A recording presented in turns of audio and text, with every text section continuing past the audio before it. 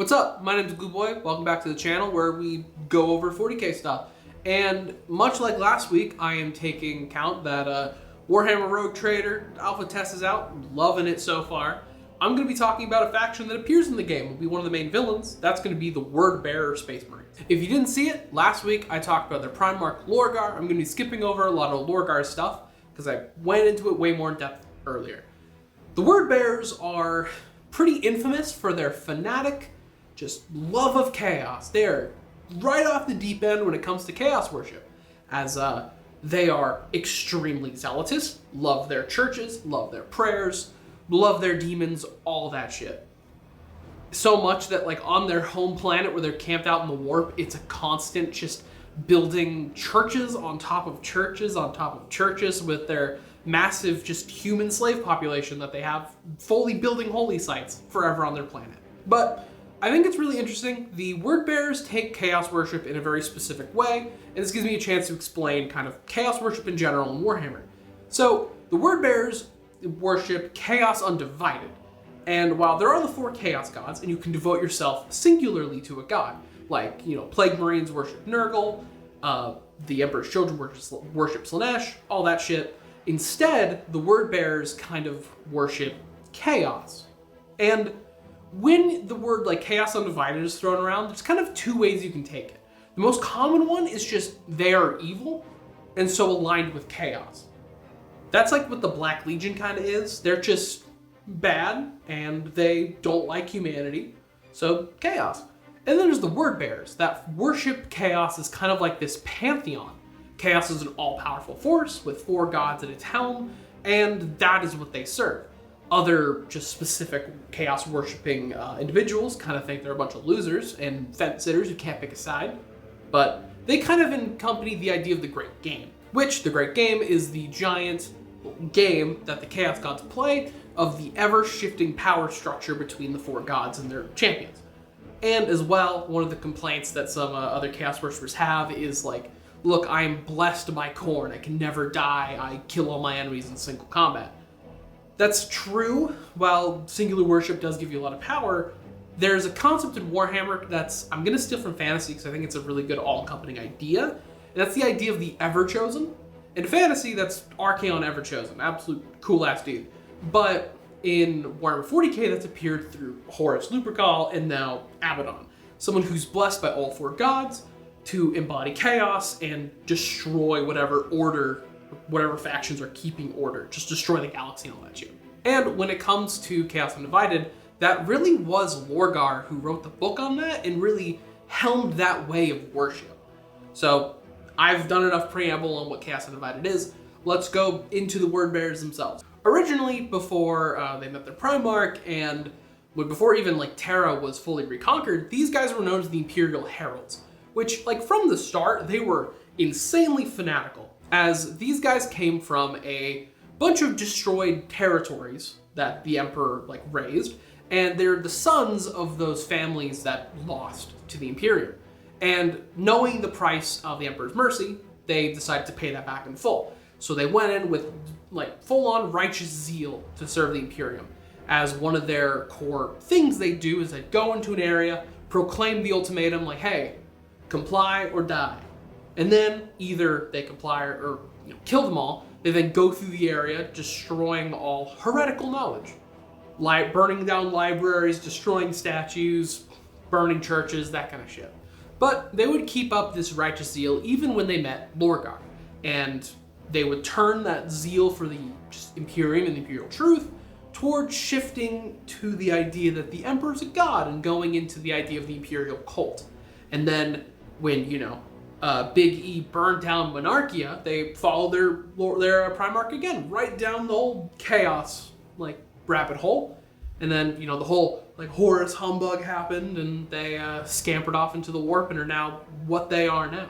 Which, actually, after the Horus heresy, the Word Bearers are probably the best ones to come out of it, like, at least in the chaos camp, because they weren't actually there for the Siege of Terra. I mentioned in my Lorgar video, Lorgar kind of really pissed off Horus, like really bad. And then Kor Phaeron, their spiritual leader, he had a chance to help the Siege of Terra and decided against it. I'll get into that later. But they kind of had the luxury of having most of their numbers intact and keeping their organizational structure. So nowadays they are actually really well organized and like structured compared to the idea of just roving war bands going throughout the universe just wreaking havoc. However, just because they're organized, that's not to say they're functional, as the two leaders of the word bearers right now is Kor Phaeron and the fucker Erebus. And these guys cannot fucking stand each other. They are constantly backstabbing each other, working against each other to try to lead the word bearers into what they believe is the right path. I think to get into word bearers a bit more, the best way I can detail the word bearers is by going in more in depth for both of these guys. I'm gonna make separate videos on both of them because I think they're both really interesting characters. But let's give a little rundown of who they are. Starting with piece of shit Erebus. So Erebus is probably the most hateable person in 40k. Everything is his fault. Fucking everything. He's the reason like the Horus Heresy happened. That's fucking him. And his kind of whole shit is he just wants to become more powerful and be very important for chaos when he never is. He's always like a thing that causes another person to be important. He's always like, in the game of chess of the chaos, he believes he's the queen when in reality he's like a pawn. Or maybe a knight, you know, whatever. He's not that important in the grand scheme of things. And I think the most fun thing I could do is go down a list of the asshole-ish things he's done during the Heresy. Which, there's a lot. I have a list. I'm gonna go through it. Firstly, like I mentioned, he's the guy that corrupted Horus. He stole a thing called an anathema weapon, which is a weapon that really you couldn't heal a wound from, and wounded Horus. Tricked his Mournival, his council, to take him to a definitely not chaos ritual to heal him, where he gave Horus a vision of the future and what he could stop, which was an entire just dream quest of how awful the 41st millennium is, and caused Horus to go just side with the rebellion. He killed Argal Tau, one of the coolest guys, only because he was friends with Karn, and Erebus believed, man, Argal Tal's holding back Karn. He could be so cool and chaos corrupted if Argal Tal wasn't there. So he killed him. Something even like Lorgar and these other word bearers like, bro, what the fuck? Why'd you do that? Which, luckily enough, Karn got his revenge in, and Erebus got the fucking beat down that he deserved. He also tried to corrupt Sanguinius by exasperating the Red Thirst and the Black Rage.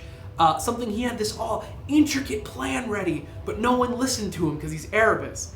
And Horus didn't listen to him because it's Horus. And instead of going with this plan, decided, I'm just gonna kill Sanguinius. Which Erebus had a few choice words. He threw a little bit of a tantrum to Horus about not listening to his master scheme, which then Horus beat him within an inch of his life for daring to speak out against him. He then decided to try his hand on another Primarch and tried to go give a Primarch killing weapon, specifically a perpetual killing weapon, to a dude by the name of John Grammaticus, which I'll get into later because the whole thing with the Cabal is a lot. Anyways, he gave him a weapon to go kill Vulcan.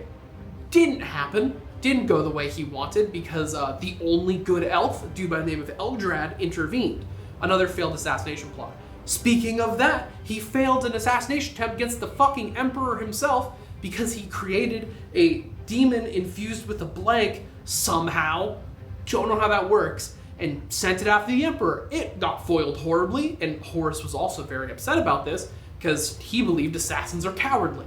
That's a bitch way to go about it. He's also the reason Mortarion and the Death Guard turned out the way they did, as he was specifically helping Typhus bring Mortarion into the warp so we could get Nurgle corrupted. That's also Erebus' fault. And then the last one I'm gonna mention is probably the fucking stupidest.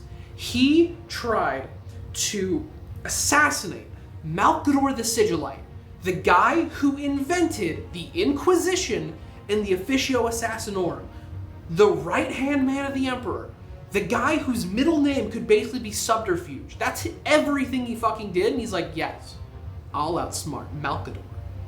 A guy even fucking like Alfarius couldn't outsmart. It's fucking ridiculous how he thought that would work. Nowadays, he's still causing problems. He likes sacrificing people to make demons. That was his whole deal in the 13th Black Crusade. He caused all the warp storms that made it really difficult for people to get around because he just sacrificed like tens of thousands of people to demons.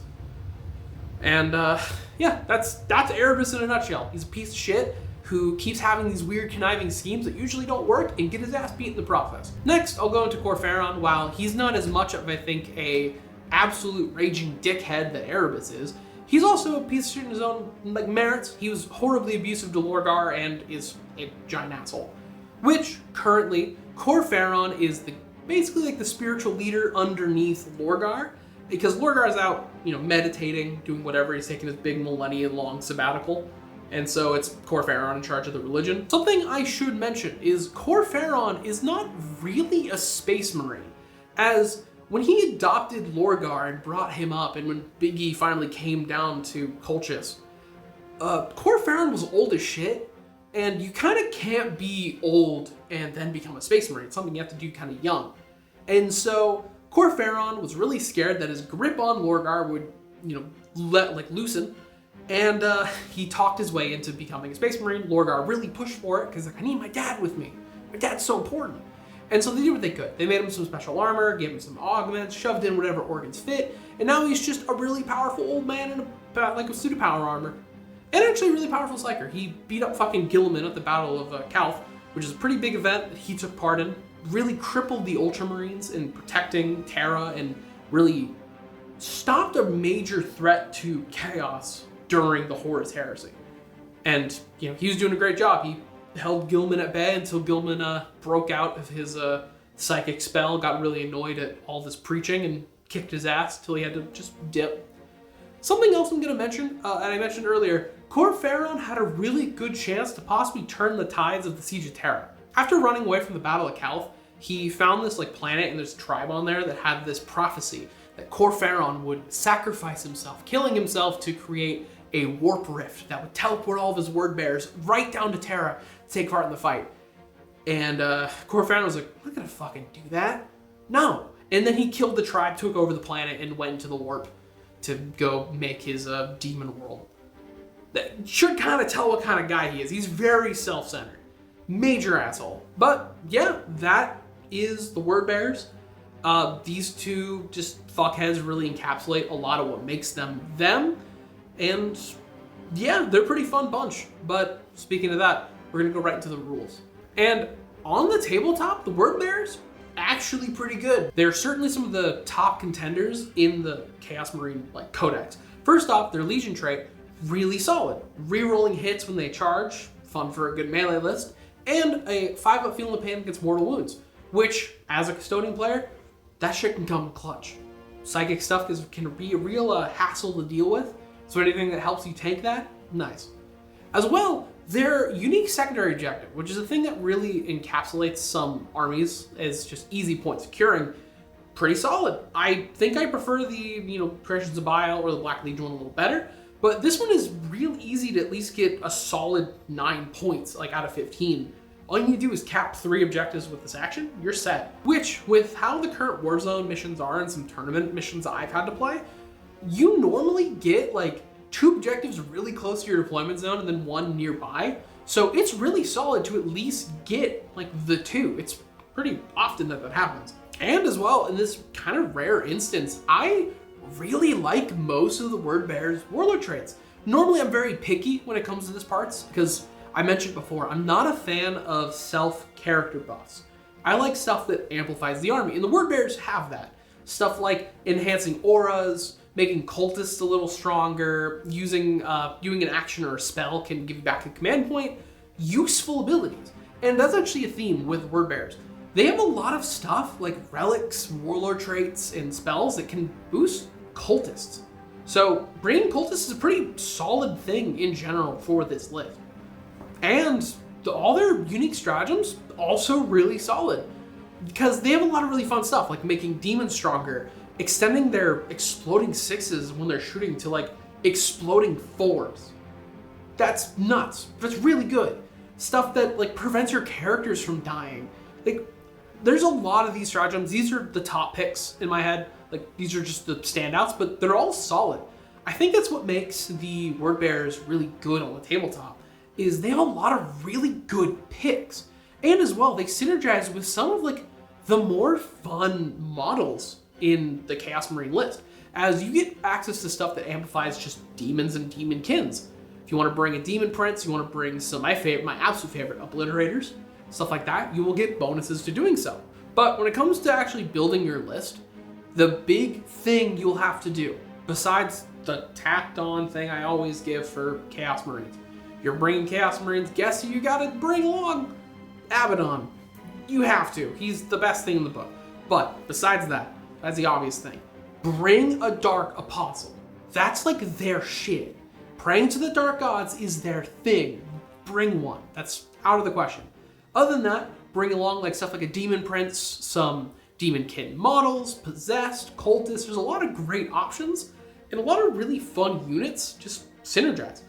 Read through the stratagem, see what keywords pop up, and consider those for your list. I think you can make a really solid, just like Righteous Fury, rush in list with a lot of fun melee options, a lot of fun like cultist swarms to bog people down, obliterators shooting in the back, even some demon engines if you're really feeling it. Some cool stuff. But yeah, that about wraps it up.